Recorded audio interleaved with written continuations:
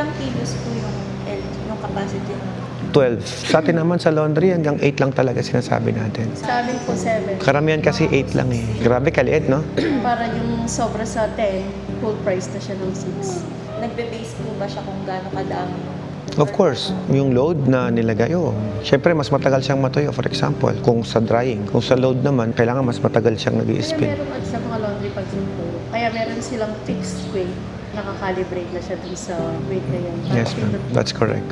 Kasi kahit ma'am yung mas malaki pa dyan, yung tagka 300,000 plus yung isa, yung Giant C-Max ma'am, 15 kilos lang din naman ang maximum nun. So sa doble mo yung presyo, pero konting-konti lang yung kilos na nadagdag. Kaya kami sumadya din dito. Opo. Para May mas- training pa rin naman yan ma'am after natin ma-install. Mahirap po kasi yung sa messenger na.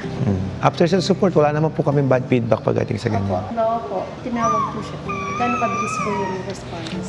Depende sa oras ng tawag niya, ma'am. Siyempre, kung tinawag niyo ng hapon na, siyempre, bukas ng response niyan. Kung naitawag niyo sa amin at may mga tao kami along the way, mabilis lang naman. Tsaka, saan po ba kayo sa Tarlac, by the way? Relax City po. Tarlac City lang kayo? Ayun, lagi naman po dumadaan yung mga staff namin dyan.